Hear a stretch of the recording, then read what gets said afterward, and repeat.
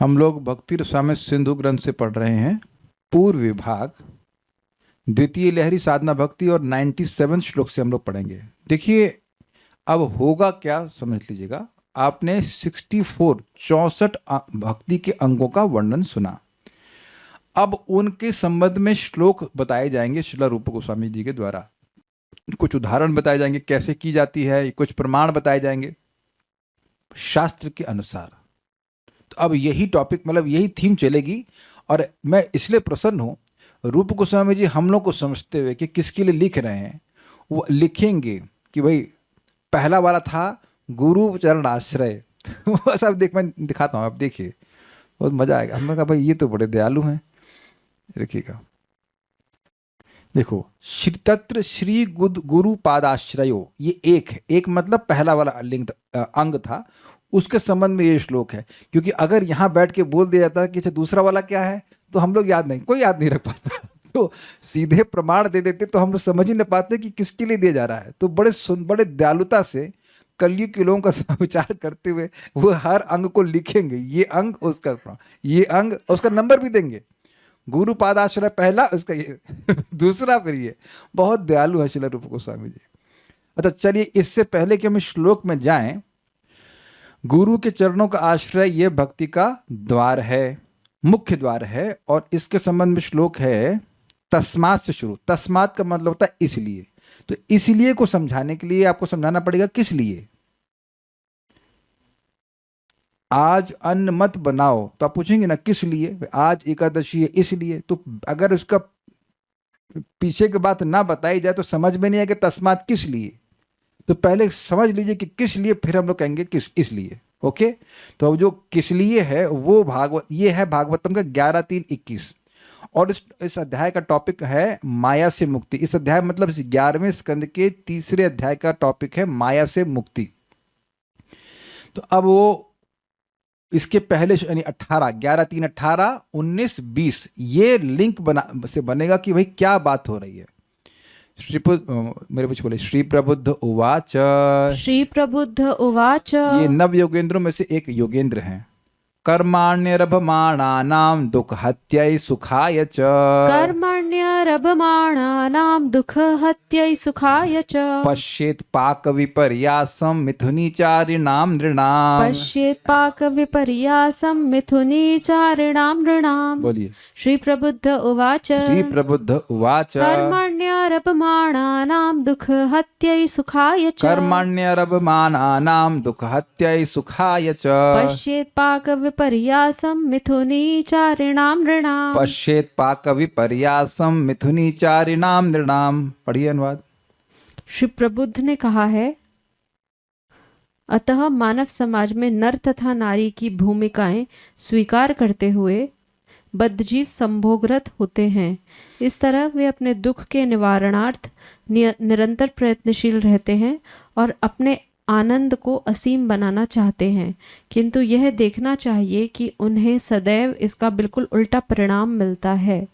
दूसरे शब्दों में, उनका सुख अनिवार्यतः है, अतः समाप्त हो जाता है, और ज्यों ज्यों वे बूढ़े होते जाते हैं उनकी भौतिक असुविधाएं बढ़ती जाती हैं। श्री प्रबुद्ध उवाच, ये एक परमहंस वैष्णव है, महाभागवत हैं, भगवान ऋषभ देव के पुत्र हैं। 100 पुत्र थे, उनमें से 9 जो हैं वो महात्मा निकल गए, महान भक्त निकल गए। सही बोल रहा हूँ ना? हाँ, उसमें एक भरत महाराज भी थे ना। ऋषभ देव के पुत्र तो भरत महाराज थे। मैं क्या बोल रहा हूँ मैं? नवयोगेंद्र किसके बेटे थे? भरत महाराज, लेकिन नवयोगेंद्र हैं तो बेटे, हाँ, ऋषभ देव के, भगवान के बेटे। तो अब ये बड़ी मजेदार बात कह रहे कर्माण्य आरभमाणम। कर्माणी मतलब बहुवचन, बहुत सारे कर्मों का आरंभ होता है। किस लिए? दुख का मर्डर करने के लिए। देखिए क्या लिखा है, दुख हत्याई, दुख की हत्या करने के लिए। शब्द देखिए, हत्या करने के बाद व्यक्ति जिंदा बचता है।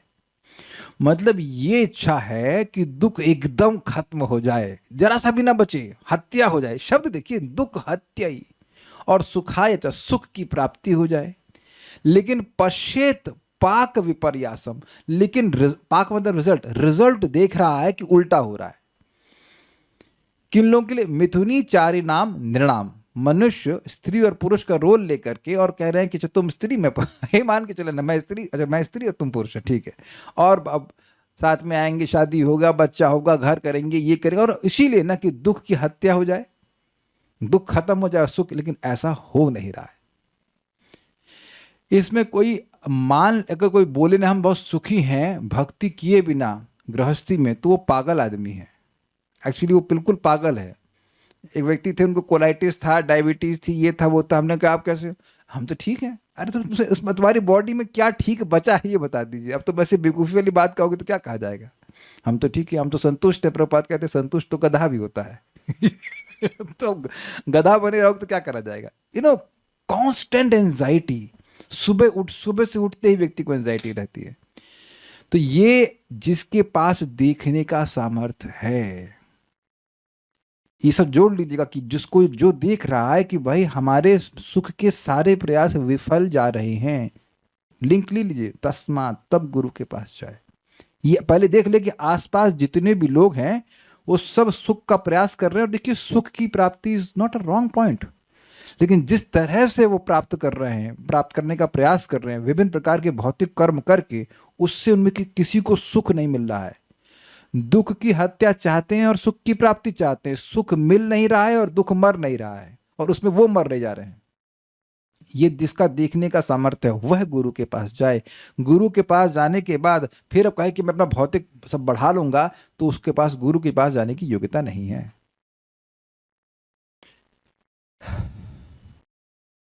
इसीलिए तो महाराज से कोई पूछता है, हमने तो सुना है वहां की दीक्षा चाहिए, परम पूज्य वृंदावन चंद्र महाराज से बोलते कि महाराज श्री से दीक्षा चाहिए, जो भी किसी बोलते तो कहते हैं दीक्षा तो तुम लेने आए हो, लेकिन क्या शिष्यत्व आया है?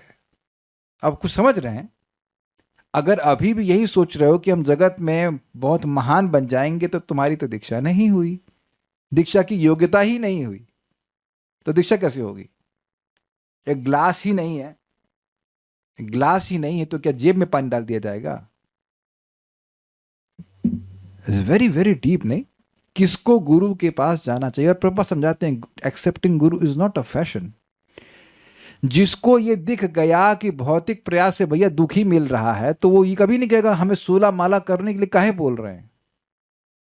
उसको पहले दिख गया ना ना ना, इसीलिए प्रतीक्षा कराई जाती है। दीक्षा के लिए मना नहीं किया जाता, प्रतीक्षा कराई जाती है, सिद्धांत समझाया जाता है, उसको कुछ बोध होना चाहिए, कुछ भी कुछ दिखना चाहिए। भाई ये जगत अच्छा नहीं है।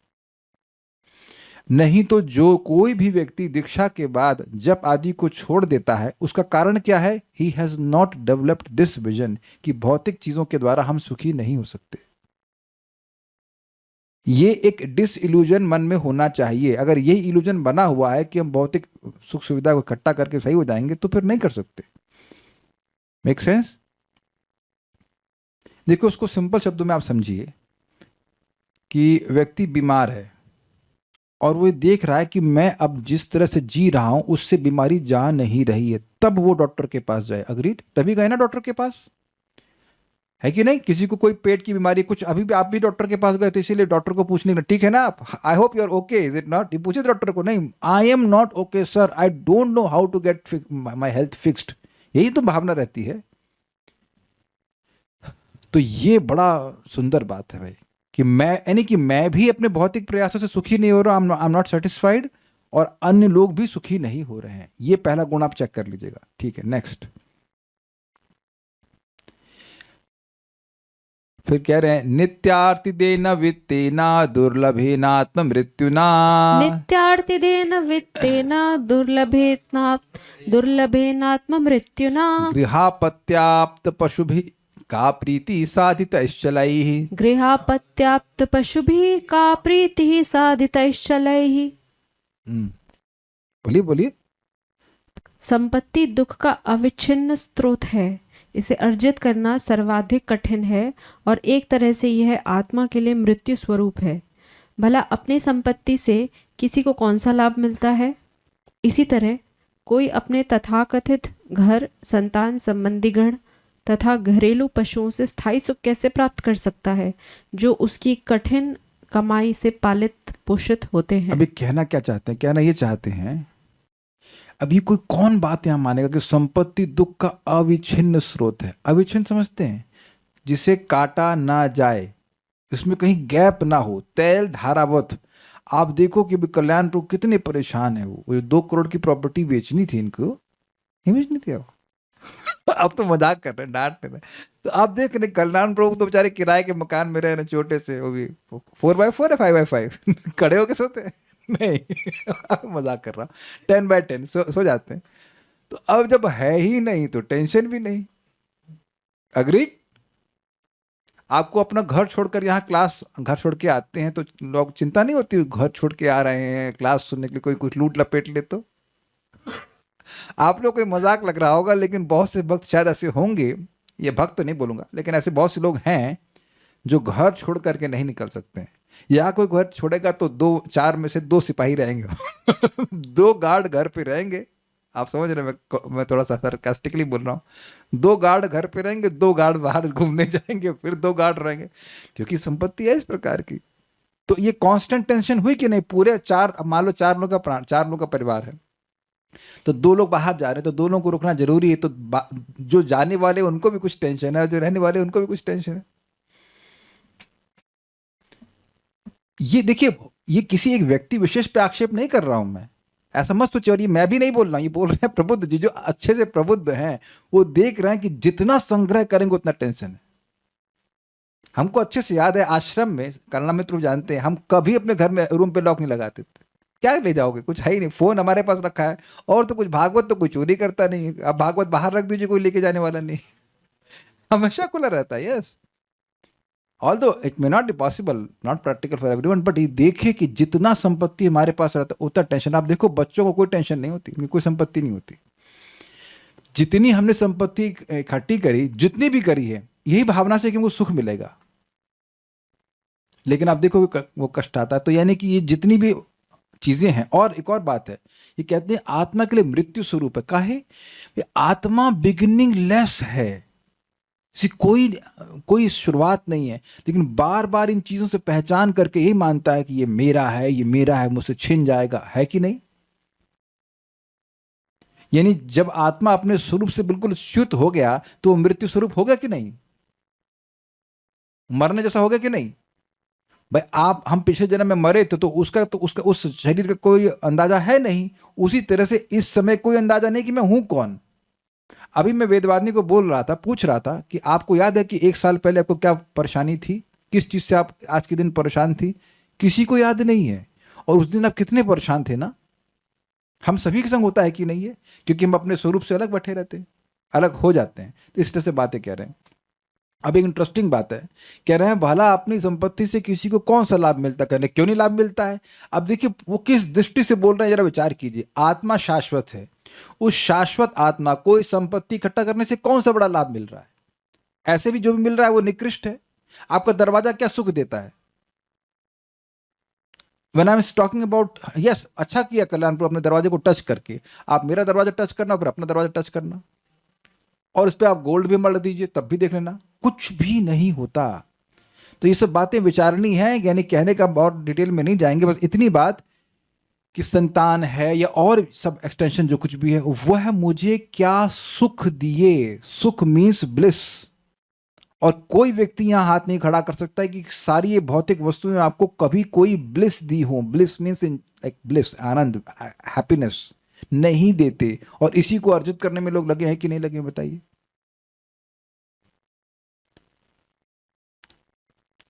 कोई नहीं होता तो कुत्ता ही पाल लेते हो।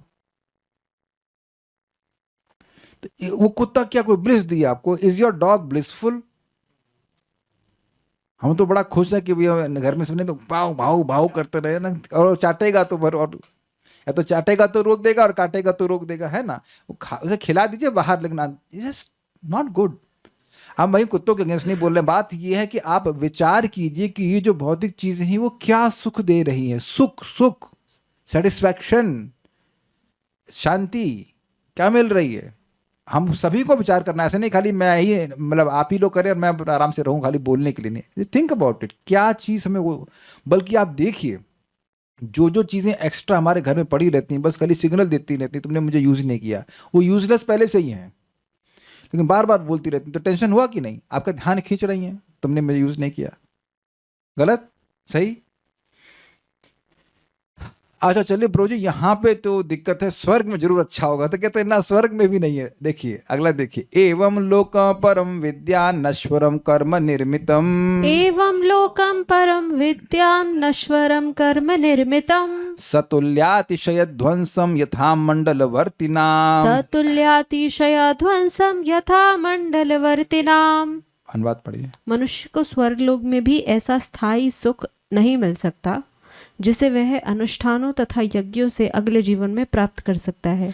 यहाँ तक कि भौतिक स्वर्ग में भी जीव अपने बराबर वालों की होड़ से तथा अपने से बड़ों की ईर्ष्या से विचलित रहता ये है। समझे, अरे उसकी अप्सरा हमारी वाली से ज्यादा अच्छी है, तो वो अपनी अप्सरा को नहीं देख रहा, अपनी पत्नी को नहीं देख रहा, अपने मुकुट को नहीं देख रहा, वो सामने वाले को देख करके दुखी हो रहा है।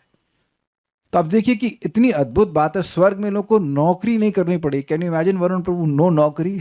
तो अब आप सोचो कि अगर नौकरी ना करनी पड़े और खाने पीने को रहने की व्यवस्था हो, तो आप क्या सोचेंगे? जोर से बोलिए। ठीक है कि मजे है, मजे है, इज इट नॉट? लेकिन वहां भी मजे नहीं है, चैन नहीं, मायादेवी चैन नहीं। तुम क्या खा रहे हो? देखो कितना बढ़िया खा रहा है। तुम्हारे पास क्या स्त्री, देखो उसकी कितनी अच्छी स्त्री, उसमें आदमी चला जा रहा है। ये इसमें लिखा है स अति, देखो श्लोक देखो, बड़ा मजेदार है, महाराज खूब विनोद करते इस पे। सतुल्यातिशय, उसको मुझसे अधिक मिला है, उसको मुझसे अधिक मिला है। अद्भुत बात है। और सामने वाला सोच रहा है कि मुझको अधिक मिला है, मैं सोच रहा हूं सामने वाले को अधिक मिला है। और ये आपने देखा होगा, आपका घर अच्छा है लेकिन सामने वाले ने और अच्छा घर बना दिया है कि नहीं? हाँ बोलिए, कुछ कह रहे थे। और प्रभु जी उनको अपनी आयु समाप्ति का भय लगा रहता है, उनके गले में कुछ होता है। वो भी है, लेकिन जितने समय जी रहे हैं वो चैन से नहीं जी पा रहे हैं। आप लोग, हम लोग बड़े खुश हैं भैया, थोड़ा छोला मिल गया, मिलट के खुश, नाम जप करने को मिल गया, डिवोटीज आर वेरी हैप्पी। और जैसे जैसे आप भक्ति में आगे प्रगति करते जाएंगे, आप कहेंगे भगवान बड़े दयालु हैं, मुझ जैसे निकम्मे को भी कितनी सुविधा दे रहे हैं। Not we feel like that, we are unqualified, but Krishna is so merciful. ये भक्ति की वजह से हो रहा है, एकदम हमको अच्छे से बात है। आईआईटी में मेरे एक सीनियर थे, उनका 114 रैंक आया था ऑल AIR में, और फाइनल ईयर में थे, लखनऊ से ही थे। तो मुझे बोल रहे थे कि जब मैं तैयारी कर रहा था तब मुझे किसी के अधिक नंबर आने से कोई दिक्कत नहीं होती थी। अभी मेरे 9.6 आता है आउट ऑफ 10, और किसी का 9.7 आ जाता है तो मैं जलता हूँ। मुझे 9.6 in any stream is very very good in IIT Kanpur, is very very good, very good. लेकिन अब देख रहे 0.1 किसी का एक्स्ट्रा आ गया तो वो जलते हैं। अब आप ये बताइए कि जिसका 0.1 आ गया, क्या आप उसको रोक लेंगे कि तुम मुझसे 0.1 अधिक मत लेके जाओ? एक बात आप समझिएगा, इस जगत का नियम है कि हर कोई किसी से श्रेष्ठ होगा और किसी से नीचे होगा। तो अगर जलन में फंस गए तो जलते ही रहेंगे, जलते ही रहेंगे। और स्वर्ग में भी ऐसा है, यानी कि स्वर्ग में भी सुख नहीं है। तो आपने 2 क्वालिफिकेशन देख ली, इस लोक में कोई सुख नहीं है, और मैं कर्म कांड करके स्वर्ग प्राप्त करूंगा तो वहां भी कोई सुख नहीं, यानी कर्म कांड में श्रद्धा खत्म, ना इधर कुछ नहीं करना हमको। आगे पढ़िए।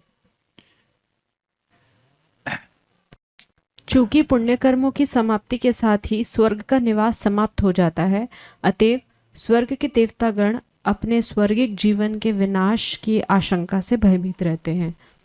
इस तरह उनकी दशा उन राजाओं की सी रहती है जो सामान्य जनता द्वारा ईर्ष्यावश प्रशंसित होते हैं, किंतु शत्रु राजाओं द्वारा निरंतर सताए जाते हैं, जिससे उन्हें कभी भी वास्तविक सुख नहीं मिल पाता है। तो यहाँ ये कह रहे हैं कि भले ही जैसे इस जगत में कहें भाई राजा तो बड़ा सुखी है, लेकिन राजा बड़ा सुखी है उसमें वो खुश नहीं है। इस जगत में जब लोग कहते हैं कि राजा बड़ा सुखी है तो खुश होकर नहीं बोल रहे हैं, वो भी सोचने काश हम राजा होते। समझे ना बात? अरे यार उसकी तो बड़ी अच्छी पत्नी है, ये रानी है, वो खुद चाहता है उस भोग को, कुछ आशा समझ पा रहे हैं, इस तरह से लोग कहते हैं। तो लेकिन ठीक है, मान लो उससे कुछ प्रशंसा प्राप्त भी हो रही है, लेकिन राजा को बड़ी टेंशन होती है कि दूसरे राज्य के लोग आक्रमण कर लेंगे, या जैसे अभी कोई भी प्राइम मिनिस्टर, तो चिंता होती है दूसरी पार्टी वाले हमको हरा देंगे, ये करेंगे, वो टेंशन लगी ही रहती है। तो अब आप समझ गए तस्मात् का लिंक। जब व्यक्ति को इस प्रकार से दिखने लग जाए कि किसी भी भौतिक आयोजन से मुझे सुख नहीं मिलेगा, तब तस्मात् करुम प्रपद्येता। तो इस उम्मीद है कि आप लिंक समझ पाएंगे। अब यहाँ पे हम वापस अपनी ग्रंथ के थीम पे आ रहे हैं। तत्र श्री गुरु पादाश्रयो, गुरु के चरणों का आश्रय लेना चाहिए। ये भक्ति का पहला अंग बताया गया था, सबसे महत्वपूर्ण अंगों में यह आ रहा है, और उसका उदाहरण यहाँ पे एकादश स्कंद के 11:3-21 में से बताया जा रहा है। समझ पा रहे हैं? 11:3-18 सुना आपने, 19 सुना, 20 सुना। अब उसका लिंक और फ्लो समझ में आ गया भाई, जब a person who is disgusted with material life, material life में भाई सुख नहीं है। अच्छा चलिए यहाँ पे हम लोग हाथ खड़ा करवा लेते हैं, कितने लोगों को ये हो गया है अनुभव कि भाई मटेरियल लाइफ में यार दम नहीं है। कल्याण प्रभु, वेरी गुड गुड। एक आपको होप से अभी बिजनेस करना okay good, this is very nice, very good. You may not be giving up your job immediately, that's a different thing, लेकिन दिखने लग गया कि ना ना ना ना, इससे भाई देखो एक चीज होती है आपकी मेंटेनेंस, हर व्यक्ति को अपनी मेंटेनेंस के लिए कुछ करना होता है, दैट्स अ डिफरेंट थिंग। लेकिन एक होता है कि भाई नहीं, इसको प्राप्त कर लेंगे, ये कर लेंगे, वो कर लेंगे तो हम बहुत सुखी हो जाएंगे। आप समझ रहे ना बात? ऐसा तो नहीं कि जो भी कोई दीक्षा लेने के लिए आएगा वो सब जॉब छोड़ करके आए, ऐसा तो नहीं कहा जा रहा है। हर व्यक्ति को अपनी जीविका अर्जन करने का अधिकार है, दैट्स एब्सोल्युटली ओके, वो तो भगवान ने सृष्टि करी है। लेकिन ये दिखना चाहिए कि ये मेरे व्हाट इज इट, आय का स्रोत है, ये मेरे सुख का स्रोत नहीं है। ये मैं समझाना चाहता हूं।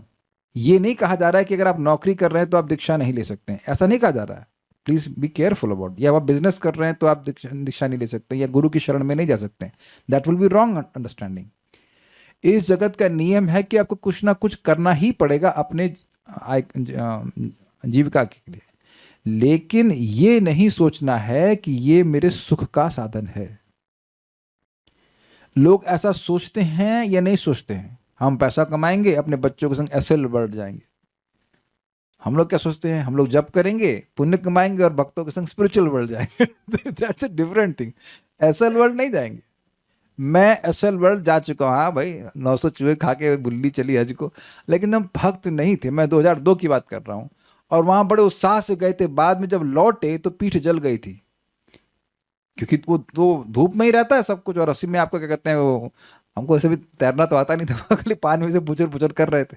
तो अब थोड़ी देर के बाद एक्चुअली कुछ सुख नहीं है। थोड़ी देर आपको ऐसा लगे कि पानी में कूद रहे हैं, उसके बाद फिर एकदम पीठ जल जाती है, एकदम लाल हो गई, बहुत जलती हो। अब काफी देर, इतनी देर धूप में थोड़ा खड़े रहते हैं। हमें अच्छे से याद है सब, ये खाली बेवकूफ़ी है, बिल्कुल बेवकूफ़ी है इस तरह की बातों में। तो जब कोई व्यक्ति सोचने लग जाए, क्षमा कीजिएगा, समझ उसको आ जाए कि भाई भौतिक जीवन में कहीं सुख नहीं, सब ड्राई है, तस्मात, सुख की इच्छा तो है बढ़िया फर्स्ट क्लास, लेकिन सुख मिल नहीं रहा यहाँ पे, तब उसको गुरु की शरण में जाना चाहिए। तस्मात् गुरुं प्रपद्येता जिज्ञासुः श्रेय उत्तमम्। तस्मात् गुरुं प्रपद्येता जिज्ञासुः श्रेय उत्तमम्। शाब्दे परे च निष्णातं ब्रह्मणि उपशमाश्रयम्। शाब्दे परे च निष्णातं ब्रह्मणि उपशमाश्रयम्। तस्मात् गुरुं प्रपद्येता जिज्ञासुः श्रेय उत्तमम्। तस्मात् गुरुं प्रपद्येता जिज्ञासुः श्रेय उत्तमम्। शाब्दे परे च निष्णातं ब्रह्मणि उपशमाश्रयम्। शाब्दे परे च निष्णातं ब्रह्मणि उपशमाश्रयम्। तस्मात् गुरुं प्रपद्येता जिज्ञासुः श्रेय उत्तमम्। तस्मात् गुरुं प्रपद्येता जिज्ञासुः श्रेय उत्तमम्। शाब्दे परे च निष्णातं ब्रह्मणि उपशमाश्रयम्। शाब्दे परे च निष्णातं ब्रह्मणि उपशमाश्रयम्। बहुत अच्छा श्लोक है, बोलिए। तस्मात् गुरुं प्रपद्येता जिज्ञासुः श्रेय उत्तमम्। तस्मात् गुरुं प्रपद्येता जिज्ञासुः श्रेय उत्तमम्। शाब्दे परे च निष्णातं ब्रह्मणि उपशमाश्रयम्। शाब्दे परे च निष्णातं ब्रह्मणि उपशमाश्रयम्। तो देखिए इसकी पहली लाइन में तस्मात् से लेकर उत्तमम तक शिष्य की योग्यता बताई जा रही है, एंड इट इज एग्जॉस्टिव, उसके ज्यादा जरूरत नहीं है। एक ही अमेजिंग है कि एक ही श्लोक में गुरु और शिष्य की परफेक्ट योग्यता बता दी, परफेक्ट शिष्य और परफेक्ट गुरु। और सेकंड लाइन में गुरु की योग्यता बता रहे हैं। तो पहले हम इसका अनुवाद का पढ़ते हैं। श्री गुरु पादाश्रय एक मतलब ये पहला अंग है भक्ति का। एकादश स्कंद में कहा गया है, इसलिए जो परम कल्याण का जिज्ञासु हो उसे शब्द ब्रह्म और पर ब्रह्म में परिनिष्ठित शांत चित्त श्री गुरुदेव की शरण लेनी चाहिए। शब्द ब्रह्म मतलब वेद, और पर ब्रह्म मतलब भगवान श्री कृष्ण। ठीक है, तस्मात, इसलिए। अब इसलिए की व्याख्या तो हमने काफी देर से कर ही रहे हैं कि जो व्यक्ति समझ गया कि भौतिक जगत में इंद्रिय तृप्ति के द्वारा कोई सुख नहीं है। क्या सही तो बोला भाई? ठीक है ना? गलत गलत सुन लिया आपने, मैंने गलत बोला। इंद्रिय तृप्ति के द्वारा कोई सुख नहीं है। इसका अनुभव आपको बचपन में भी होगा, जब वो चैनल चेंज करते रहते होंगे छुट्टी वाले दिन। किया किसी ने? ये चैनल ना हटा, हटा, कट कट कट कट, बंद करो यार। 1-2 घंटा से टाइम पास किया, बंद करो। शायद सभी बच्चों ने किया होगा जब बचपन में। आप द्रवित कुमार प्रभु किए थे इसको, आप चैनल चेंज कर कर कर। उस टाइम तो यूट्यूब भी नहीं, तो अब भी यूट्यूब में भी देखो, एक रील डेट, दूसरी तीसरी, कहीं मन नहीं लग रहा है, यानी सुख नहीं मिल रहा है। तो इसलिए वाला बात क्लियर हो गया होगा। इसलिए उत्तमम, जो तम के परे हो, अर्थात इस भौतिक जगत के परे जो श्रेय यानी कल्याण है। देखिए एक बात थोड़ा समझ लें, श्रेय क्या होता है? एक होता है श्रेय और दूसरा क्या होता है? प्रेय। श्रेय और प्रेय, जैसे बच्चे खेलना चाहते हैं, पढ़ना नहीं चाहते हैं, तो पढ़ना उनके लिए श्रेय है, आगे भविष्य में कल्याणकारी होगा, असली पढ़ाई। But at least you can say कि आगे जो भविष्य में अच्छा होगा वह श्रेय कहलाता है। लेकिन वास्तविक श्रेय जो यहाँ बोल रहे हैं वो है भगवत प्राप्ति, भगवान के धाम को जाए, वापस चला जाए। तो कह रहे उत्तम श्रेय यानी परम कल्याण के जिज्ञासु को, यानी कि अगर कोई व्यक्ति अपने परम कल्याण का जिज्ञासु है तो ये हो गई योग्यता शिष्य की, उसको गुरु की शरण में जाना चाहिए। अगर वह कल्याण का, परम कल्याण का जिज्ञासु नहीं है तो कोई जरूरत नहीं है गुरु के पास जाने की। देखिए हम कठोर नहीं बोल रहे हैं, खाली स्पष्ट बोल रहे हैं। अपने हृदय में वो चेक कर ले, अगर वह भक्ति में प्रगति नहीं करना चाहता है तो उसे गुरु के पास जाने की कोई जरूरत नहीं है। जैसे हमारे बीच में एक भक्त अभी बीमार हुए थे, तो बीमार हुए थे तब ना डॉक्टर के पास जाना था। मान लीजिए डेंटिस्ट के पास जाए, कहें सर क्यों आए? ऐसे मेरे थोड़ा सा मन बोर हो रहे थे घर में, तो घूमने के लिए आ गया आपके पास। तो क्या कहेगा वेदवाद ने? बताओ, आप तो कई बार हॉस्पिटल गई हैं, ऐसे ही घूमने गई थी ना, पार्क फाउंटेन चॉकलेट खाने गई थी आप तो, क्यों? एकदम फर्स्ट क्लास। क्या अच्छा एक्सप्रेशन है, हॉस्पिटल में फाउंटेन चॉकलेट। तो आप समझ गए ना, एकदम समझ, ये बिल्कुल अच्छा आपने एक्सप्रेशन दिया कि आप जानते हैं कि वहां क्या ट्रीटमेंट होता है। हमको ज्यादा हॉस्पिटल जाने का अनुभव है नहीं, भगवान, मैं कोई अहंकार नहीं कर रहा हूं, आपकी दया रही अब तक, लेकिन it was you go with a specific purpose. मैं बार बार अस्पताल का एग्जाम्पल ले रहा हूं। जो ठीक नहीं होना चाहता है उसको अस्पताल जाने की कोई भी जरूरत नहीं है। ये कोई हैवी बात नहीं बोली जा रही, खाली स्पष्ट बोला जा रहा है, शास्त्र में लिखा वो सामने रख रहे हैं। तो अपने हृदय में चेक करें। हमको बहुत अच्छा शब्द लगा महाराज का, उसको हम रिपीट कर रहे हैं। जैसे महाराज कहते हैं कि प्रश्न तब करो जब मन में खूब गूंजे, बिल्कुल गूंजना, ऐसे झन झन करा, तब प्रश्न कीजिए, बना के नहीं। उसी तरह से जब अब भगवान आध्यात्मिकता में प्रगति करने की खूब तीव्र इच्छा हो, तब दीक्षा के लिए अप्लाई कीजिए। अप्लाई से मतलब सोचिए कि हाँ हमको दीक्षा लेनी चाहिए, ऐसा करना, नहीं तो कोई जरूरत नहीं है। क्या जरूरत है? क्योंकि उसके बाद वाला प्रोग्राम बहुत लंबा और बहुत इंपॉर्टेंट है। दीक्षा के तो बहुत घंटे भर में हो जाती है, उसके बाद क्या होता है? उसके बाद शिक्षा होती है, और वो शिक्षा पूरा जिंदगी चलती है, में भी कई जन्म, कुछ जन्म तक भी चल सकती है। We need to learn, we need to get rectified, and we should be happy to be rectified. आप डॉक्टर के पास जाते हो, कोई भी डॉक्टर के पास जाता है तो उसे प्रसन्नता होती है कि डॉक्टर साहब ने बताया कि हम ये परहेज करें, डॉक्टर साहब ने बताया कि ये दवा दें। उसे डॉक्टर का हित नहीं होता। आप और मैं सब जानते हैं कि डॉक्टर साहब ने हमें हमारे हित के लिए बताया है कि नहीं? कल्याणपुर झगड़ा किए थे आप डॉक्टर साहब से, हकीम साहब से। क्या आप कौन होते हैं बोलने वाले कि हम चावल नहीं खाएंगे? अरे हमारे बाप भी चावल खाएंगे, हम भी खाएंगे, हमारे दादाजी भी खाएंगे, ऐसा बोलता है कोई व्यक्ति? अरे डॉक्टर है तो क्या आप कपाल पे चढ़ेंगे? तो लोग ऐसा सोचते हैं, गुरु जी ऐसा क्या बोल दिया, रोज सुबह उठना है, अरे क्या है ये वो। आज एक भक्त देर में आए जब में, तो हमको बोले I am proud of you. तो बाद में बोले प्रभु जी क्या आप सरकास्टिकली बोल रहे थे? हमने कहा आपको क्या लगता है आप 8:30 बजे आओगे तो हम बोलेंगे I am proud of you? हमारा कर्तव्य है कि थोड़ा सा ट्विच करें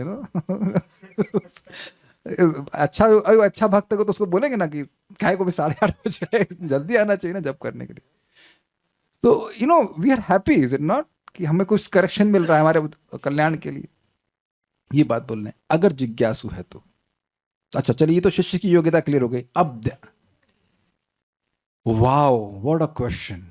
वेदवादिनी कह रही हैं कि क्या केवल एक ही योग्यता? Brilliant question, very nice question. Yes, केवल एक ही योग्यता। अगर जिज्ञासु नहीं है अपने कल्याण के लिए, बहुत अच्छा आपने प्रश्न किया है, इनको दीजिए, हमसे मजाक करते हैं थोड़ा। वरुण प्रभु, आप डॉक्टर के पास गए थे, क्यों गए थे बोलिए? क्योंकि जो दवाइयाँ ले रहे थे उससे कुछ नहीं, वो किसी भी डॉक्टर के पास क्यों गए थे आप? अपने प्रयास से तो कुछ नहीं हो रहा था। वो भी ठीक है, वो आपने सारी मेरी बातें सुन ली हैं। नॉर्मल उत्तर क्या है, क्यों गए थे? ठीक होने का इच्छुक। आप तो डॉक्टर के पास कभी जगह ही नहीं है, वेदवादी। बोलिए बोलिए, अस्पताल में डॉक्टर के पास क्यों जाती थी? बीमार हो जाते थे तो आप वहां दिखाते, देखो मैं बीकॉम हूँ इसलिए आई हूँ। कितना बढ़िया प्रश्न ने किया है, बहुत अच्छा प्रश्न किया है, बहुत अच्छा प्रश्न किया है। देखो भाई, रोगी की केवल एक योग्यता होती है ठीक होने की इच्छा। डॉक्टर की बहुत योग्यता होती है, MBBS MD ये वो, लेकिन रोगी की केवल एक ही योग्यता होती है कि वह ठीक होना चाहता है। बहुत अच्छा आपने प्रश्न किया, very good question, very good observation also. क्योंकि गुरु की 2-4-3 योग्यता बताई गई है, लेकिन यहाँ पे 3 डिग्री होनी चाहिए गुरु जी के पास, लेकिन शिष्य की केवल एक योग्यता, जिज्ञासु। अब एक और मजेदार बात क्या है इस पे, कि और कोई योग्यता नहीं। दिस इज नेसेसरी, इंग्लिश में कहते हैं एंड सफिशिएंट। समझते हैं नेसेसरी एंड सफिशिएंट? नेसेसरी मतलब जिज्ञासु नहीं है तो फिर अब कोई योग्यता नहीं है, और अगर जिज्ञासु है तो और किसी योग्यता की जरूरत नहीं। सबको समझ में आ रहा है? आप सभी लोग इस योग्यता से युक्त हैं, क्योंकि अगर जिज्ञासु नहीं होते तो इस क्लास में आते ही नहीं। क्योंकि हम 5 रुपए ले जरूर लेंगे, आपसे देंगे नहीं क्लास में आने के लिए अगर कोई डोनेशन देना चाहेगा तो हमको मनाही नहीं है, लेकिन हम कहें कि प्रभु जी आपने हमको डोनेशन दिया 1000 रुपये का क्लास में आने के लिए, ऐसा तो कभी नहीं होता, ऐसा कभी नहीं करते हो। We can give some prasad and but class में आने के लिए तो पैसे नहीं दिए जा रहे ना। कभी कभी पार्टी में रैली पार्टी होती तो उसमें 100 रुपये बढ़ते हैं भीड़ बढ़ाने के लिए, ऐसा तो नहीं हो रहा है ना। किसी को मिल रहा है भाई हाथ खड़ा करो, नहीं। तो आप ऑलरेडी इस योग्यता से युक्त हो, क्योंकि आप भागवत को जानना चाहते हो, समझना चाहते हो भक्ति के तत्व को। You are fortunate and you are extremely fortunate, क्योंकि ऐसा फॉर्चून होता नहीं है। तो क्या योग्यता सीखी आपने शिष्य की? जिज्ञासु। कैसे नाम जप करना चाहिए, नाम की महिमा क्या है, भगवान की महिमा क्या है, ये सब सुनने की इच्छा होनी चाहिए। अग्रीड? एक बात। अब गुरु जी की योग्यता क्या है? शाब्दे परे च ब्रह्मणि। ध्यान दीजिएगा, ब्रह्मणी शब्द है अर्थात ब्रह्म में, और इसको जोड़िएगा शाब्दे से भी और परे से भी, यानी कि शब्द ब्रह्मणे, शाब्दे ब्रह्मणी, शब्द ब्रह्म में। शब्द ब्रह्म का मतलब होता है वेद, यानी वेद के तात्पर्य में, ठीक है। और पर ब्रह्मणी मतलब भगवान श्री कृष्ण में। निष्णात अर्थात विद्वान होना चाहिए, उसे भगवान का भी ज्ञान होना चाहिए और शास्त्र का भी ज्ञान होना चाहिए, यानी कि ज्ञान भी होना चाहिए और विज्ञान भी होना चाहिए, रियलाइजेशन भी होना चाहिए।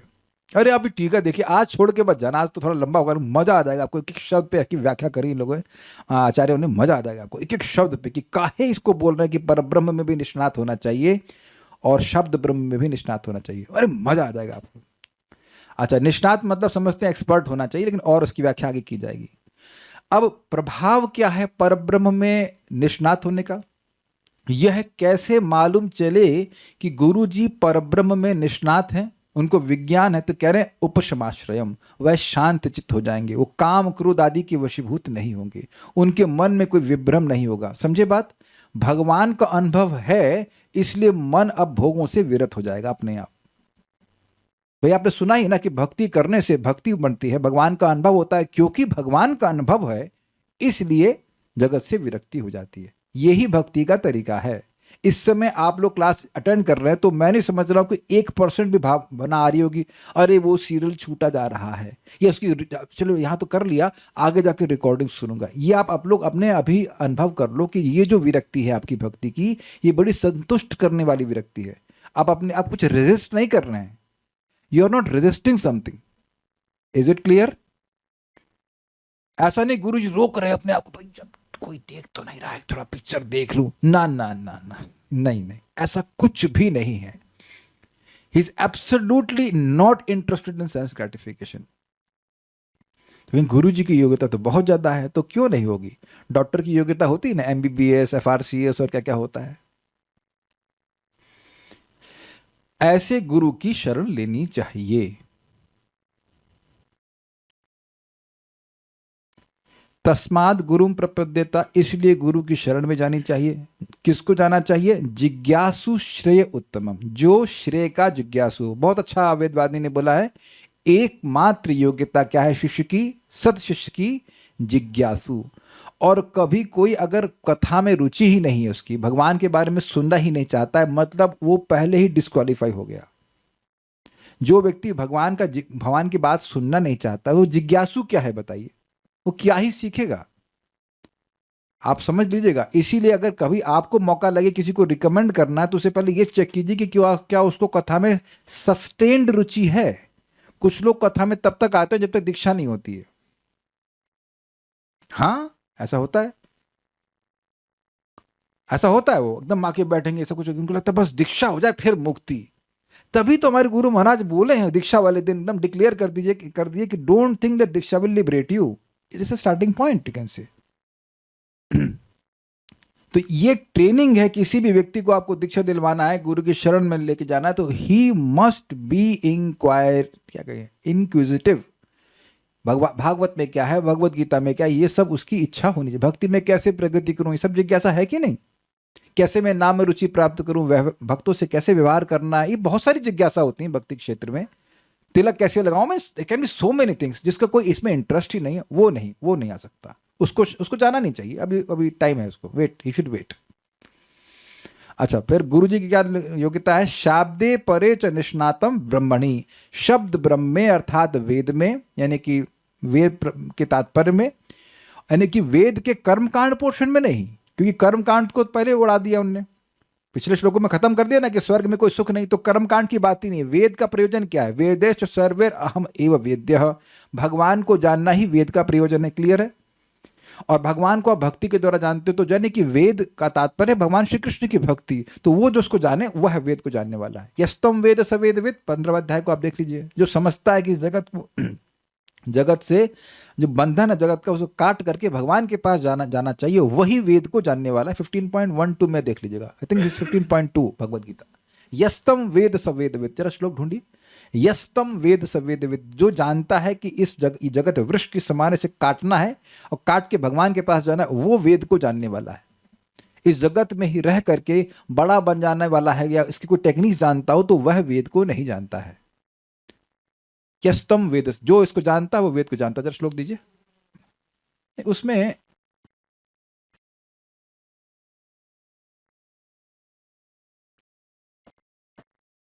नहीं, इसके आगे वाले से भी लिंक है इसका। ये तो है कि इस जगत को वो वृक्ष के रूप में जानता है, लेकिन वहां पे लिखा गया है कि जो वृक्ष है मतलब इसे काटना चाहिए। तो जो जानता है इस बात को, वह वेद को जानता है। ऐसे कुछ तो हम लोग पढ़ चुके हैं इस बात को। तो वेद के कर्मकांड पोर्शन में निष्णात नहीं हो, वह भक्ति में निष्णात हो, ये अर्थ हुआ। और परे ब्रह्मणि का मतलब भगवान की भक्ति में वह निष्णात हो, जानकार हो, तो भक्ति के द्वारा उसको भगवान का अनुभव प्राप्त है। इसलिए उपशमाश्रयम, उपशम का मतलब होता है मन की शांति। मन में शांति है, अर्थात अब वह भोग के लिए कोई प्रयास नहीं कर रहा है। अब एक भक्त कह रहे हैं, क्या यहाँ जिज्ञासु जो भगवत गीता में बताया गया है वो जिज्ञासु दोनों सेम है? नहीं। अच्छा किया प्रश्न आपने, ये नहीं बात है। यहाँ पे श्रेय की जिज्ञासा करने वाला है। अच्छा, इंटरेस्टिंग है, भगवत गीता में एक ही प्रश्न है जिससे पूरी भगवत गीता खुली थी। और भगवत गीता क्या में वो श्लोक है 2 अध्याय का, यत् श्रेय स्यात् निश्चितम ब्रूहि तन्मे शिष्यस्ते हम शाधि माम त्वाम प्रपन्नम। एकदम प्रमाण हो गया। इसीलिए भगवान उनको शिष्य रूप में स्वीकार करे। जैसे मेरा मतलब बढ़िया से श्रेय हो, या श्रेय स्यात, जैसे मेरा श्रेय हो, निश्चित श्रेय हो, हाफ हो नहीं हो ऐसा नहीं, डाउटफुल नहीं, यत् श्रेय स्यात् निश्चितम ब्रूहि तन्मे शिष्यस्ते हम शादिमाम त्वाम प्रपन्नम, जिससे मेरा श्रेय निश्चित रूप से हो वो मुझे बताइए। केवल हाथ ऐसे मत कर दीजिए, बताइए, बोलिए, भगवान को बोल रहे हैं बोलिए, और मैं आपका शिष्य हूं, मुझे आप शासन कीजिए। ये आप गीता में देख लेना, ये भी शायद 2.10 या 9 ऐसे कुछ है, तो वहां देख लीजिए। अच्छा, उधर भागवत में देख लीजिए, प्रथम स्कंद के शुरुआत के श्लोकों में कैसे जीवों को सबसे अधिक सुख मिलेगा। तन्नः श्रेय संसित मरहसी ऐसे करके श्लोक है, श्रेय की प्राप्ति कैसे, वहां भी श्रेय शब्द आया है प्रथम स्कंद की शुरुआत के अध्याय में। देख लीजिए, जरा दिखाएंगे, भागवत दीजिए, मैं को आचमन का पात्र दीजिए, ऊपर ऊपर भागवत, मैं श्रेय की बात कर रहा हूं। श्रेय की जिज्ञासु होना चाहिए, केवल जिज्ञासु नहीं है, श्रेय कैसे होगा और उत्तम श्रेय होगा। I'll just see 1 minute।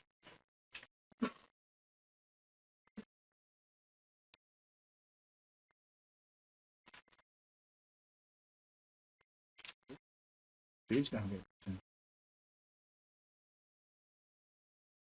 Yes, ये है 1.1.9, पुंसाम एकांततः श्रेयस तन्नः संसितो मरहसी, मनुष्यों का जो परम श्रेय है वह हमको बताइए, वह हमको बताइए। तो यहां भी आप देखिए, श्रीमद् भागवतम और भगवत गीता में दोनों ही जगह गुरु की शरण किस प्रश्न से ली जा रही है? श्रेय की प्राप्ति कैसे हो।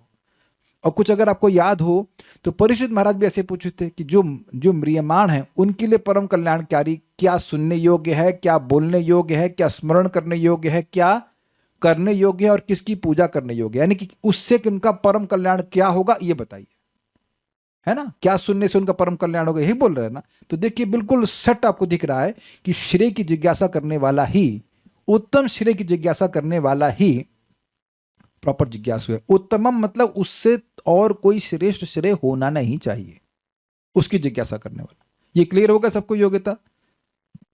कोई प्रश्न नहीं? प्रश्न नहीं, और कुछ नहीं है, ठीक है। और ये हमने बता दिया कि उनका मन शांत होना चाहिए। अब हम लोग एक शब्द और समझाऊंगा, उपशम आश्रयम, जो उपशम के आश्रय हों, स्टोर हाउस हों उपशम के, मतलब मन की शांति के स्टोर हाउस हों, मन की शांति कभी उनकी नष्ट ही ना होती हो। बेसिकली बात यह है कि भगवान की सेवा में इतने सेवा करके इतने सुखी हो गए हैं कि जगत की वस्तु उनको बिल्कुल आकर्षित ना करती हो, ये बात बोल रहा है। अब बहुत अच्छा बात यहाँ पे आएंगे, इस पे जीव गोस्वामी जी कोई टीका नहीं करें, भक्ति सार प्रदर्शनी टीका में बोलते हैं, शाब्दी अर्थात भक्ति शास्त्र में, यानी कि कर्म कांड के शास्त्र में प्रवीण होने से कोई फायदा नहीं गुरु के। पर ब्रह्मणी अर्थात भगवत विषय श्रवण कीर्तन आदि में निष्णात अर्थात पारंगत, यानी एक्सपर्ट होना चाहिए। टीका तो यहीं समाप्त हो गई, लेकिन मुझे लोभ नहीं गया तो मैं भागवत में गया इस श्लोक पे और देखा कि अन्य आचार्यों ने क्या क्या टीकाएं करी, वह भी आपके सामने रख रहा हूं। ये जो श्रीधर स्वामी की टीका है वह भक्ति रसामृत सिंधु पर नहीं है, इस श्लोक पे है, तो उससे और आपको दृष्टि मिलेगी, इसलिए यहां पे रखा है, उसको पढ़ते हैं। जो परम कल्याण को जानने का इच्छुक हो उसे चाहिए कि वह शब्द ब्रह्म अर्थात वेद नामक ब्रह्म में तात्पर्य ज्ञान के कारण निष्णात, मतलब वेद में एक्सपर्ट होने का मतलब है कि जो व्यक्ति वेद के तात्पर्य को जाने, इस कारण से निष्णात।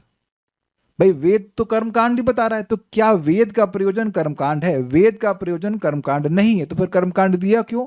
जो जीव बिल्कुल रूल नहीं पालन करना चाहता है, केवल इंद्रिय तृप्ति करना चाहता है, उसको कम से कम कुछ नियम की आदत लगे लोभवश, और उसका कुछ शुद्धिकरण हो, इसलिए वेद उसको कर्मकांड फिर ज्ञान कांड, लेकिन अंततो गत्वा वेद उसको भक्ति में लाना चाहता है। तो वेद का तात्पर्य क्या है? भगवान की भक्ति।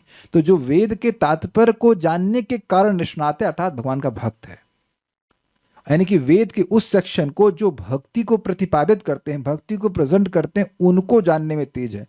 इस बात को समझिएगा, सूत गोस्वामी को वह बोलते हैं, छांद सात शब्द करके प्रथम स्कंद में आता है कि वेद के कुछ अंश आप अनभिज्ञ हैं और वो महत्वपूर्ण भी नहीं था। जैसे वो जो कर्म कांड का सेक्शन होता है जिसमें बोलते हैं सहना भवतु हा हो, वो ऊपर नीचे मीटर करके बोलते हैं, उसमें सूत गोस्वामी जी एक्सपर्ट नहीं थे।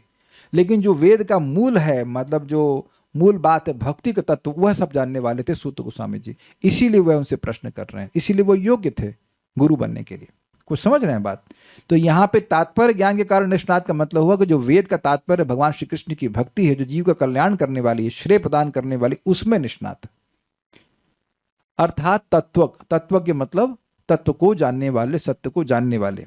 एवं पर ब्रह्म अर्थात अपरोक्षानुभव में निष्णात परम शांत गुरु की शरणागति करें। ये थोड़ा समझिए, अपरोक्ष मतलब क्या होता है, थोड़ा सा तोड़िए इसको। अक्ष अनुभव मतलब इंद्रियों के द्वारा अनुभव, परोक्ष अनुभव मतलब जो इंद्रियातीत अनुभव होता है, और अपरोक्ष अनुभव मतलब जिसके लिए इंद्रियातीत अनुभव इंद्रियातीत नहीं रहता। अच्छा मैं समझाता हूं। अक्ष अनुभव क्या हो? फाउंटेन चॉकलेट, रसगुल्ला, गुलाब जामुन, मलाई, वटेवर, खाने पीने की चीजें, छूना देखना, ये सब हो गया अनुभव, अक्ष अनुभव। अक्ष अनुभव मतलब इंद्रिय जनित अनुभव, सब लोग अनुभव है इसमें। अब परोक्ष अनुभव मतलब भगवान का अनुभव भक्ति करके।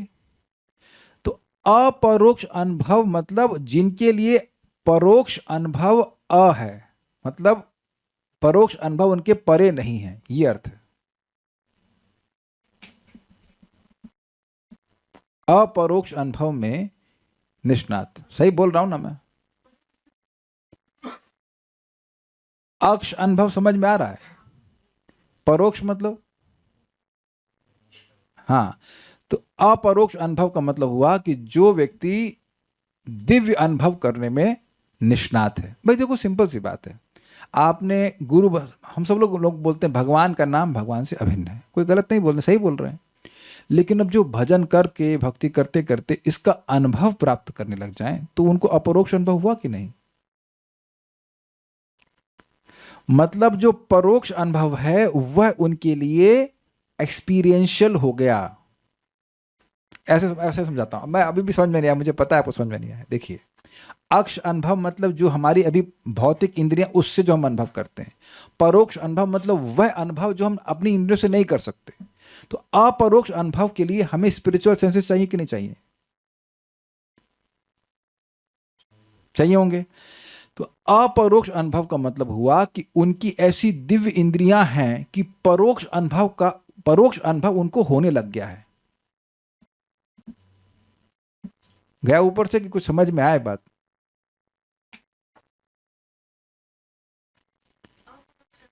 नहीं, फिर से समझिए। अक्ष अनुभव मतलब जो भौतिक इंद्रियों से होता है, परोक्ष अनुभव मतलब जो इंद्रियों के परे, मतलब पकड़ में नहीं आ रहा है, पकड़ में नहीं आ रहा है, वो परोक्ष है भाई।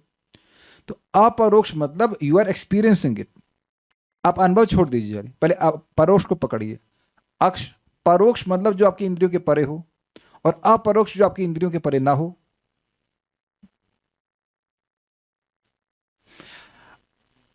जो भौतिकतावादी लोग हैं उनके लिए भक्ति का सुख परोक्ष है कि नहीं है? परोक्ष है। और शुद्ध भक्तों के लिए अपरोक्ष है। अनुभव को छोड़ दीजिए, खाली इतने को पकड़ी तो बात समझ में आएगी।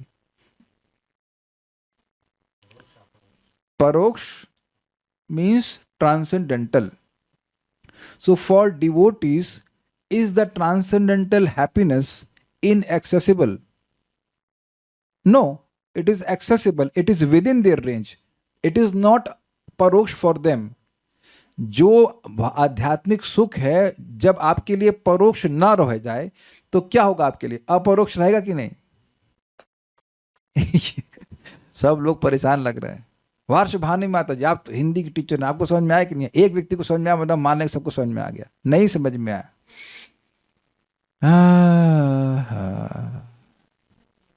अच्छा चलिए मैं ये कहूं, वेदवादी, आज छोला कैसा बना था?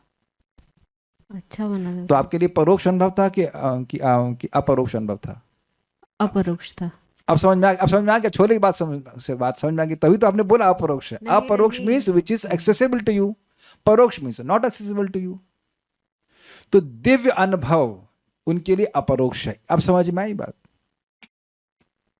कुछ ये मैं मुझे पता था, ये समझाना पड़ेगा ये बात। और अभी देखना आगे आएगा। नहीं आया प्रभु, तो बच्चा खिलाओगे तो क्या समझ में आएगा? क्या? ध्यान से सुनो। अभी और मैं बच्चे पालो पालो वही करते रहोगे तो क्या होगा समझ? अब मुझे पता है, तो अभी आपने खटाक से बोला ना अपरोक्ष। अपरोक्ष बेसिकली देखिए, अपरोक्ष का मतलब डायरेक्ट अनुभव, डायरेक्ट ट्रांसेंडेंटल अनुभव, ठीक है। परोक्ष मतलब ट्रांसेंडेंटल, बट अपरोक्ष is for a person who is transcendental, उसके लिए अपरोक्ष नहीं हो गया, कोई दिक्कत नहीं है।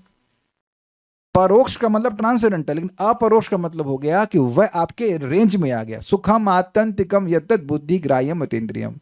भाई एक चीज बताओ, यहाँ पे सभी लोगों को कभी जप अच्छा लगा कि नहीं? ऐसे लोग मना कर रहे हैं। डायरेक्ट अनुभव मीन्स टेस्टिंग, यस। अभी मैंने से पूछा छोला कैसा बना, तो ये टेस्ट करके बोल रही है ना, अच्छा लगा।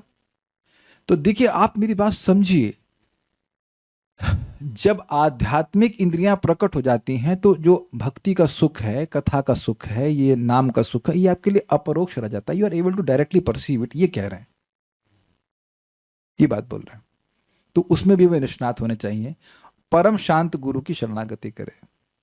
अच्छा, अब बड़ी मजेदार बात है। अच्छा, कोई पूछे कि भाई तत्वज्ञ होने की क्या जरूरत है, वेद का तत्व ज्ञाता होने की क्या जरूरत है गुरु जी को? गुरु जी ना जाने क्या फर्क पड़ता है, हमारा तो विश्वास है गुरु जी हैं, गुरु जी ने। अब देखो बहुत मजा आएगा। यदि तत्वज्ञ नहीं होगा तो संशय का निराश करने में अयोग्य होगा, इसलिए शब्द ब्रह्म में निष्णात होना चाहिए। आप कुछ पूछे, अरे ये तो हमको पता ही नहीं है, अरे ये तो हमको पता ही नहीं है, अरे ये तो हमको पता ही नहीं, तो फिर तुम पता क्या है, तुमको पता क्या है? तब आपको मजा नहीं आएगा, यार ये कहां फंस गए हम, है कि नहीं? ऐसा गुरु नहीं होना चाहिए। ये भी हमको नहीं पता है, वो भी नहीं बताया है, नहीं। दूसरा ये नोट जितने भी हैं सब टीकाओं से ही हैं, बस मैं थोड़ा सा उनका अलग अलग नाम नहीं रखा हूं। इससे शिष्य और गुरु में वैमनस्य हो सकता है। क्या है, क्या बोल रहे हैं आप? ये देखो कि कभी भी गुरु शास्त्र के विरुद्ध बोलने लग जाए तो कितना खराब लगता है। आप देखो, मैं यहाँ पे जानबूझकर कभी कभी गलत बोलता हूँ। तो पहले तो कुछ लोग हाँ बोल देते हैं कि हाँ बोलने की शायद लगता है यहाँ पे से कुछ हाँ बोलना चाहिए, बाद में भी क्या हम जानबूझकर वैमनस्य क्रिएट करते हैं ताकि कुछ लोग सोचे तो सही, है नहीं कि सब yes yes yes yes. Agreed? ये आप देखे होंगे और आप लोग ये भी देख रहे होंगे, कहीं कोई भक्त मान लो प्रवचन कर रहे हैं, अब या तो वो प्रमादवश गलत बोल दें या जानबूझ के गलत बोल दें, उनको पता नहीं, लेकिन शास्त्र के विरुद्ध बात अगर जा रही होती है तो स्वीकार्य नहीं होती है। मन अलग हो गया ना, उसे कहेंगे ना वैमनस्य। वैमनस्य, मन आपका अलग और उनका अलग। यहां देखिए, मैं एक चीज ऑब्जर्व करता हूं कि कभी कभी मैं शास्त्र की बात भी बोल रहा हूं, लेकिन अगर आप नहीं समझ पा रहे हो, कभी न कभी हुआ होगा, तो आपको भी आप उस समय खिन्न हो जाते हैं, प्रभु जी क्या बोल रहे हैं। कभी अच्छा चलो ईमानदारी से हाथ खड़ा करो, कभी ऐसा हुआ है क्या? एक आध दो लोग बोल रहे हैं, कम से कम ईमानदार 4-5 लोग। अब सारे लोग हाथ मत खड़ा करो यार। ठीक है। और आप बाद में जब विचार करेंगे, शास्त्र भी लिखा हुआ है, हाँ ये सही तो कह रहे थे, तब आपका मन एक हो जाएगा। लेकिन आप देखो कि पहले में तो नहीं ना, because we have our own conceptions, हम भी तो सही रहते हैं ना, गलत कहाँ है हम लोग? तो शास्त्र की बात बोल देने से व्यक्ति को लगे ना ऐसे कैसे, ऐसे कैसे। लेकिन अब सोचिए कि शास्त्र की बात बोली जा रही है और सामने वाले को समझ नहीं आ रहा, तब भी वैमनस्य हो जाता है। तो सोचिए शास्त्र छोड़कर बोलेगा तो कितना वैमनस्य होगा। कुछ बोलना चाहती हैं? Want to say something? बोलिए। परम पूज्य राधा गोविंद महाराज को पता नहीं था शिला प्रभुपाद जी कौन है, तो शिला प्रभुपाद जी से भी पूछने लगे कि प्रभुपाद जी कहाँ पे हैं, तो क्यों, वो मेरे गुरु महाराज है। बोलते अच्छा, वो क्या सिखा रहे हैं आपको, ऐसे ऐसे कुछ ना कुछ पूछने लगे। तो फिर प्रभुपाद जी बोले कि कुछ वार्ता चली चैतन्य चरितामृत की, तो प्रभुपाद जी बोले कि चैतन्य महाप्रभु भगवान नहीं है। तो राधा गोविंद महाराज बोले नहीं वो भगवान है, स्वयं भगवान है। नहीं वो भगवान नहीं है, नहीं वो स्वयं भगवान है। तो फिर बोले नहीं वो भगवान नहीं है। वो बोलते आप चुप रहिए, आप बिल्कुल चुप रहिए अब।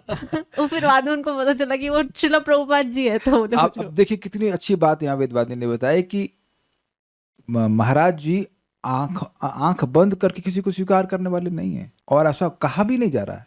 जब आप उत्तम श्रेय के जिज्ञासु हैं तो आपसे कहा नहीं जा रहा है कि आप आंख बंद करके स्वीकार करिए, बट हाँ शास्त्र में है, सामने प्रमाणित किया, आप फिर स्वीकार करना चाहिए। तो बात कह रहे हैं कि अगर वो निष्णात नहीं होगा, संशय का निवारण नहीं करेगा, तो मन खिन्न हो जाएगा, मन खिन्न हो जाएगा। This is the four most responsibility of the teacher, चाहे शिक्षा गुरु चाहे दीक्षा गुरु, कि वह संशय का निराकरण करे, संशय का निराकरण करे। कि देखिए bhakti is very easy to do.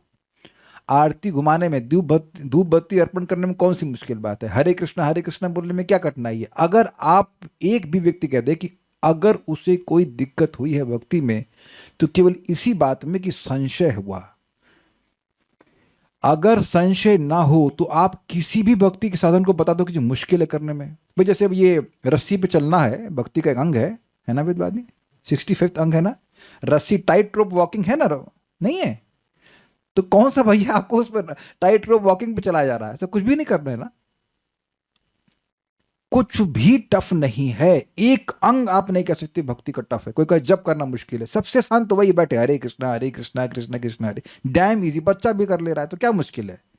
केवल अगर है कठिनाई तो संशय की। बहुत बहुत बड़ी कृपा है गुरु की कि वह संशय का निवारण करे। देखो शास्त्र में ऐसा लिखा है, तो निष्णात होगा तब ना। अच्छा एक और भी बात आपने देखी होगी कि कभी कभी एक बात बोली जाती है, फिर दूसरी बात बोली जाती है, और उसमें कॉन्ट्रडिक्शन लगता है। ये हुआ है कभी? तब और डाउट हो जाता है ये क्या बोल रहे हैं। तो उसको निष्णात होना चाहिए कि जो एपरेंट कॉन्ट्रडिक्शन है उसको रिजॉल्व कर ले। आप अगर बहुत ध्यान से सुन रहे हैं भागवतम, तो इस प्रकार से श्रीधर स्वामी और अन्य आचार्यगण बताते हैं, देखो यहां ये कहा था और वहां ये कहा, ऐसा लग रहा है, उसको समन्वय कर देते हैं, समाधान कर देते हैं। इवन रूप गोस्वामी जी ने भी कहा कि भाई भक्ति के तो अनंत भेद हैं, तो कोई कहे आप 64 कैसे गिन रहे हो? याद आ रहा है अभी कल परसों हमने पढ़ाया था। तो उन्होंने कहा भाई भक्ति के अनंत भेद हैं, इनके ग्रुप कर दिया एक साथ, इसलिए 64 हो गए, इसलिए समाधान हो गया। तो देखिए इन्होंने हमारे संशय को निवारण कर दिया ना। बहुत जगह तो वो संशय का मतलब क्या कह सकते हो उसको, एंटीसिपेट करने को क्या कहेंगे, मतलब हिंदी में समझते हैं आप, मतलब ये सोचते हुए कि इस प्रकार का संशय आ सकता है, उसको उठा करके पहले निरस्त कर देते हैं ताकि हमारे मन में संशय आए ही नहीं। संशय आप देखो कि अर्जुन को संशय आया था ना कि आप सूर्यदेव को ज्ञान दिए, आप तो उम्र में उनसे अपरः जन्मतो क्या अपरो जन्मतः अपरो भवतः जन्मा परम जन्म विस्मता, सूर्य तो पहले पैदा हुए हैं, ऐसे कैसे हो गया? तो मैं कहूं कि मैं अपने दादाजी को गीता पढ़ाया था, तो कौन मानेगा गीता? दादाजी को कैसे दे सकते हैं आप? तो उस संशय का भगवान ने निराकरण करा कि नहीं, तुम्हारे बहुत से जन्म हुए हैं, मेरे भी हुए हैं, तुम्हें याद नहीं, मुझे याद है। Hope is very clear. तो ये बहुत इंपॉर्टेंट है। वैमनस्य हो गया, देखिए गुरु से वैमनस्य मतलब भक्ति जीवन खत्म। अगर वही बात है आप डॉक्टर से झगड़ा कर ले तो फिर तुम क्या जानते हो, हम अधिक जानते हैं, वो खत्म हो गई बात। ठीक है, एक हो जाएगा, वैमनस हो जाएगा, तो फिर नई प्रगति कर पाएगा, और श्रद्धा की शिथिलता भी संभव हो सकती है। तो गुरु का शास्त्र में निष्णात होना बहुत जरूरी है। समझ में आ गया क्यों जरूरी है? ठीक है, अपरोक्ष अनुभव के बिना बोध का संचार नहीं हो सकता, इसलिए कहा गया पर ब्रह्म में निष्णात। अरे उसे खुद ही कोई अनुभव नहीं है तो क्या समझाएगा? देखिए एक बात समझिएगा, जब मेरा अनुभव है कि जब मैं किसी कंसेप्ट को ठीक से नहीं समझ रहा होता हूं, तो आप लोग तो बिल्कुल ही नहीं समझ रहे होते। मैं पूछ लूं हाँ समझ में आ गया, तो सब लोग औपचारिकता से बोलेंगे हाँ पूरी समझ में आ गया, और अगर मैं पूछ लूं क्या समझ में आ गया, तो एक शब्द बाहर नहीं निकलेगा। ये देख लेना, कहीं किसी को आप देख लेना कि आप खुद क्लियर नहीं है, तो आप दूसरे को समझा ही नहीं सकते हो। कोई विरोध तो नहीं इस पे, ये बात समझ में आ रही है? मैं एग्जाम्पल देता हूँ। एक हमने भक्त को बोला कि आप बच्चों को पढ़ाइए गीता, तो हम उस दिन मैं वीडियो ऑफ करके चेक कर रहा था कि क्या पढ़ा रहे हैं। तो इंसिडेंटली एक बच्ची ने पूछा, मैडम जी या मैम या माता जी, ये आत्मा का क्या रूप होता है? तो माता जी तुरंत, आत्मा का कोई रूप नहीं होता, एकदम कॉन्फिडेंस से बोल दी। यानी कि खुद ही ज्ञान नहीं है तो अब बच्चे को क्या समझ में आएगा? आप देखिए आत्मा का रूप होता है कि नहीं होता है? आत्मा का स्वरूप होता है कि सेवक के अनुसार। जब खुद ही नहीं पता तो दूसरे को क्या बोध कराएंगे? ये बोध वाली बात को बोधित हो रही है। Are you able to catch this point? बोध होना मतलब समझ में आना। जब खुद ही नहीं समझ में आ रहा, सामने वाले को क्या समझाएंगे आप? कुछ बोल रहे हैं, बोलिए। हरे कृष्ण प्रभु जी। तो प्रभु जी सारा ज्ञान प्राप्त करने के बाद ही कुछ प्रचार के में जाना पड़ता है, नहीं तो फिर ऐसे आधे अधूरे में तो फिर ज्ञान कुछ उल्टा पुल्टा आपकी निकल बात जाएगा। गलत भी नहीं है और सही भी नहीं है। देखिए, आप ये कह रहे हो कि ज्ञान प्रॉपर पूरा हो जाए तब प्रचार करना चाहिए, ये गलत नहीं है, लेकिन पूरा ज्ञान कभी होगा भी नहीं, इसलिए आप अगर तब तक वेट करते रहेंगे तब तो आप कुछ बोल ही नहीं पाएंगे। माइक लीजिए, मैं क्वेश्चन करता हूं। मल्टीपल चॉइस क्वेश्चन है। कृष्ण भी एक भगवान है, यस और नो? गलत। तो तब पता चल गया ना, कृष्ण परम भगवान हैं। सही। कृष्ण सभी भगवत स्वरूपों के स्रोत हैं। सही। कृष्ण इस जगत के स्रोत हैं। सही। तो बहुत सारी बातें तो मालूम चल गई आपको। तो इतना तो बता सकते हैं ना कि कृष्ण भगवान है। प्रभुपाद जी ने एक तात्पर्य में बड़ा सुंदर बताया दूसरे स्कंद में, और आप उस क्लास में थे भी। एकदम लास्ट में बताते कि कृष्ण मोरा प्रभु त्राता जीव हैला ज्ञान। इतना ज्ञान होना चाहिए कि कृष्ण हमारे प्रभु हैं, हमारे त्राता हैं, तो भगवान की भक्ति करेगा। ऐसे तो ज्ञान की कोई लिमिट ही नहीं है। तो आप लोगों को आश्रय नहीं दे पा रहे हो, आई अंडरस्टूड, आप वैसे उस तरह के गुरु नहीं है, लेकिन इतना तो हो सकता है कि आप बता सकें कि कृष्ण भगवान हैं। हरे कृष्ण मंत्र जपिए।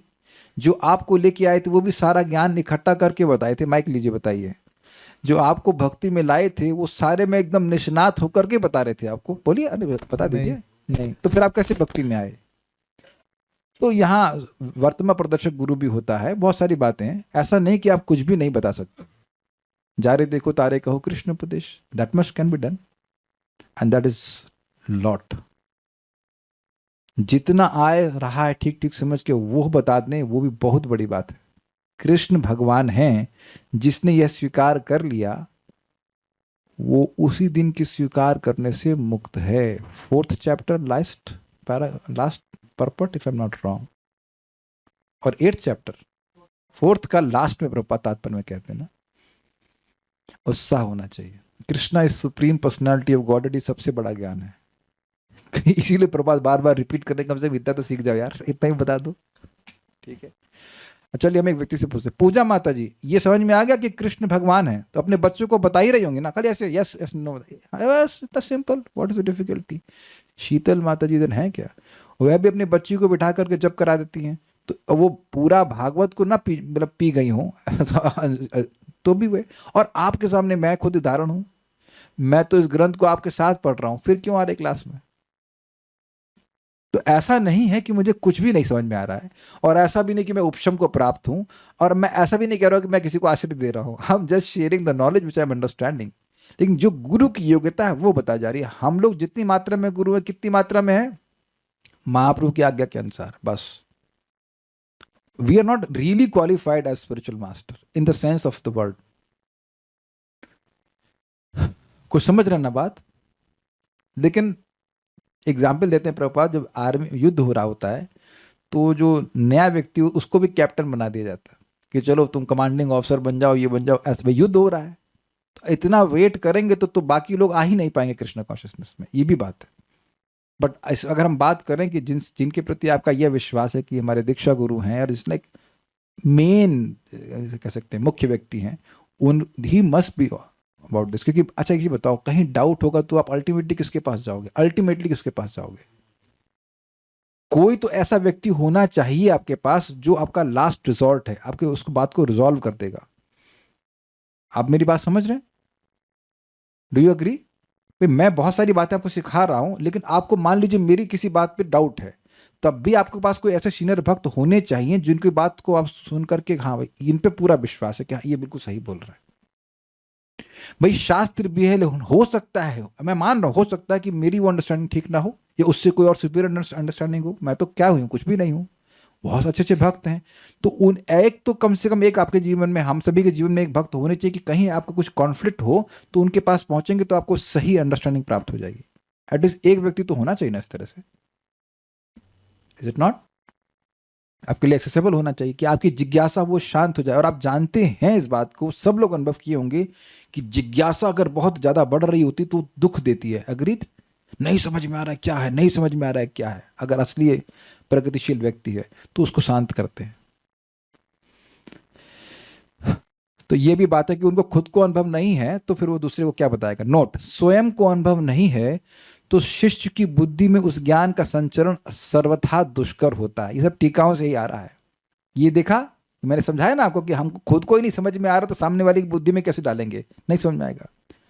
साथ ही ऐसे अनुभव के बिना उस गुरु की कृपा फलवती भी नहीं हो सकती। ये शिला विश्वनाथ चक्रवर्ती ठाकुर जी कहते हैं, जो इस प्रकार का महान भक्त नहीं है उसकी कृपा से फायदा भी क्या होगा, वो कुछ कृपा करेगा भी तो होगा क्या, ये कहते हैं।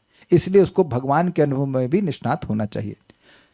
अच्छा, कोई पूछे कि भाई ये पर ब्रह्म में निष्णात है, ये कैसे मालूम चलेगा, तो कह रहे हैं पर ब्रह्म में निष्णातत्व को द्योतित करने के लिए कहा गया है उपशमाश्रयम, अर्थात गुरु को परम शांत होना चाहिए। उसकी इंद्रियां अब भोगों में बिल्कुल he is not interested, he is not, वो पूरा दिन भगवान की सेवा में नियोजित रहेंगे। उनके मन में ये ऑप्शन नहीं आता अरे इतनी देर से सेवा कर रहे हो, अब तो कुछ अपने टाइम निकालो। ये ऑप्शन खत्म उनके जीवन से। नोट, उपशमाश्रयम अर्थात मनोविभ्रम शून्य। मनोविभ्रम शून्य, ये भी टीका से है वंशीधरी से। मनोविभ्रम मतलब मन में एक विशेष भ्रम हो। भ्रम क्या, मैं देह हूं, और उसके बाद बहुत सारे भ्रम, वो सब खत्म। हम भगवान के सेवक हैं, हम भगवान की सेवा करने। एक बार मैं शायद नाम ले सकता हूं, परम पूज्य गोपाल कृष्ण महाराज से उनके एक शिष्य ने बोला, और बहुत धृष्ट शिष्य था, कि महाराज क्या अपना स्वरूप आप जानते हैं? अरे बेवकूफ नंबर 1। तो महाराज ने इतने नम्र, डांटे भी नहीं, बोले I only know that I am eternal servant of Krishna. अब उस व्यक्ति ने क्या सोचा हमको नहीं पता, लेकिन ये उत्तर इतना डीप है कि भाई क्या कहा जाए। Maharaj was not speaking about theory. Obviously Maharaj उस अपने बेवकूफ शिष्य को थोड़ा बोलेंगे कि मेरा स्वरूप ये है फलान का ना, ऐसा कोई थोड़ा बोलता है। प्रभुपाद कभी बोले ऐसा? कभी नहीं बोले। But that was such a deep statement. I am an eternal servant of Krishna, that means upashamashrayam, there is no option for me. उतना महाराज, मैं महाराज की बात समझा रहा हूँ। इन माई लाइफ, मतलब महाराज को बोल रहा हूँ, इन माई, बेसिकली इसको अगर मैं तात्पर्य दूँ, in my life there is only one thing, which is service to Krishna. Everything is temporary, nothing is important. अब वो पता नहीं वो व्यक्ति सोच समझ पाए कि नहीं। जब वो व्यक्ति मुझे बता रहे थे, वो इतना बेवकूफ आदमी, वो मुझे बता रहा था कि मैंने महाराज से पूछा बट हमको बहुत स्ट्रांग वो हिट किया था कि अगर मैं और आप कहें कि हम शाश्वत हैं, भगवान के सेवक, तो हम मोस्टली थ्योरी में बोल रहे होते हैं। उसको आचरण से प्रस्तुत करना थोड़ा अभी टफ है। बट जब आपको रियलाइज हो जाएगा कि यार हम तो बस भगवान के शाश्वत सेवक हैं, then you have no other option except to serve Krishna. नहीं तो ऐसा कोई व्यक्ति हो नहीं सकता है कि कौन गृहस्थ बताइए ऐसा कर देगा कि सारा जो सैलरी वो अपने गुरु जी के हाथ में रख दे। Such an amazing person. और वो तब जब वो जवान थे, मतलब एकदम युवावस्था में थे, क्या सरेंडर बताइए। और कोका कोला कंपनी के मैनेजर थे वो, बहुत बड़ी पोस्ट थी वहां पे इनकी। सारा पैसा, नॉट इवन 1 रुपी, और उसमें से प्रभुपाद उनको कुछ देते थे, से वो अपना घर चलाते थे, जो भी कुछ करते हो, मतलब जिस तरह से भी। Very deep realization. तो कोई भ्रम नहीं है कि मैं सेवक हो भी सकता हूं क्या या नहीं भी हूं क्या, ऐसा नहीं, कोई भ्रम नहीं। एक बात आप समझ लीजिएगा कि अगर जरा सा भी भ्रम है कि मैं देह हूं तभी देह के लिए कार्य करेंगे, नहीं तो बिल्कुल नहीं करेंगे। मेरा स्कूटर इतनी देर से सूखा पड़ा है, उसने को बहुत देर से कोई पिक्चर नहीं देखी है। We don't do that, we are not illusion in that way, agreed. हमारे स्कूटर पे बंदर पॉटी करके चला गया, तब अब बंदर की पूरी फैमिली के केस, अरे तूने मेरे स्कूटर पे पॉटी करी। We don't think like that, agreed, because I am not the scooter, I don't have that illusion, neither you, agreed. लेकिन हमारे पे कर दिया तो गुस्सा आता है। तो भ्रम अभी है, लेकिन गुरु के मन से भ्रम समाप्त है। लास्ट उपशमाश्रयम का अर्थ है काम क्रोध आदि के वशीभूत ना होना। ये तो मजेदार बात है। मतलब गोस्वामी एकदम फुल गोस्वामी के इंद्रियां काम से क्रोध से कुछ वशीभूत नहीं होते, केवल भगवान की सेवा में लगी हैं। ऐसे गुरु की शरण में जाना चाहिए। उम्मीद है कि आप लोग को श्लोक अच्छा लगा होगा, हमको बहुत अच्छा लगा था। तो यद्यपि समय अधिक हो गया, मुझे पता था कि समय लगेगा, लेकिन it's very nice shloka for me. Take your time. हाँ पूछिए, एक कुछ भक्त पूछ रहे हैं, कुछ नहीं पूछ रहे हैं, कमेंट्स कर रहे हैं। ओके, बच्ची वाले क्वेश्चन का आंसर बता दीजिए प्लीज। बच्ची वाले क्वेश्चन का आंसर कौन से बच्ची वाले क्वेश्चन था? मुझे भी नहीं पता, और आंसर कुछ अच्छे से समझ नहीं आया है। पता नहीं कौन से बच्चे वाला पूछ रहे हैं।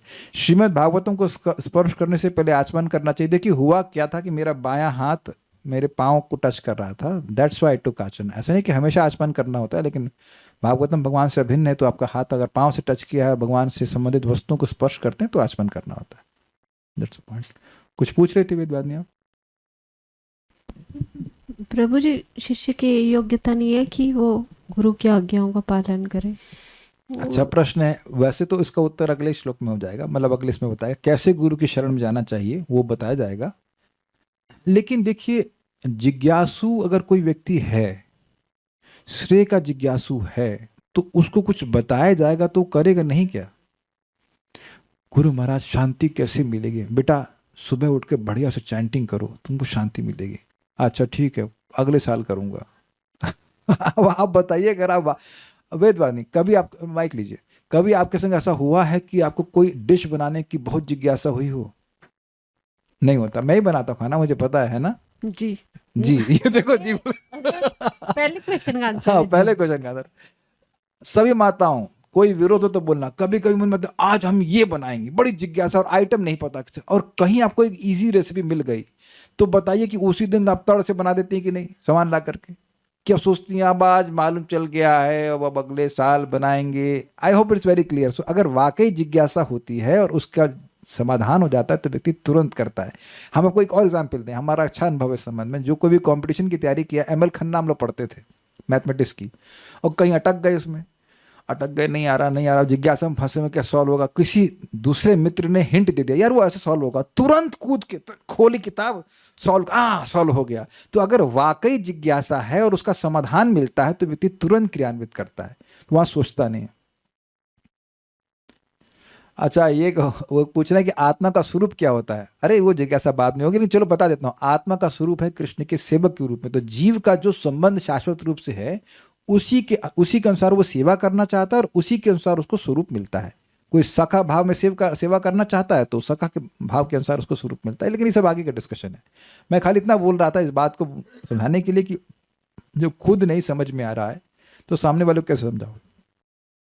ये मैंने इतने अच्छे से समझ लिया है, और आप लोग को मैं ईमानदारी से बोल भी देता हूँ कि भाई ये अगर आप लोगों को नहीं समझ में आ रहा तो मुझे भी समझ में नहीं आ रहा है, इसलिए आप छोड़ दीजिए, इसको आगे पढ़ते हैं। कई बार किया ना भागवत में कि हमको नहीं समझ में आ रहा है, और एक और आप देखेंगे कि जब समझ में आता है तो खूब उत्साह होता है बताने का, देखो ये ऐसा है, ये ऐसा है, और संतुष्टि भी होती है कि जान रहा है कि सामने वाले को भी हम समझा पा रहे हैं क्योंकि हमको समझ में ठीक से आया है। तो लाइक दैट। सो इसी एक आप देख रहे हैं कि ये जो रिलेशनशिप है ये फोर्स नहीं है। जिज्ञासु होना फोर्स नहीं कर सकते किसी को आप, और न ही आप फोर्स कर सकते तुम बनो उपशमाश्रम, तुम बनो पर ब्रह्मणी में निष्णात नहीं। And also you will need to observe the teacher, you need to be observing the teacher. जो व्यक्ति भगवान के अनुभव से युक्त है वो प्रसन्न रहेगा, वो चेहरा डाउन नहीं पड़ा रहेगा, आज इतना नुकसान हो गया है ऐसा सब चक्कर में नहीं पड़ी, will be happy. Okay, so these are thing to speak. और तो कुछ मेरे का से कहना नहीं, so will stop now. Thank you so much. Srila Prabhupad की जय। निताई गौर प्रेमानंदे।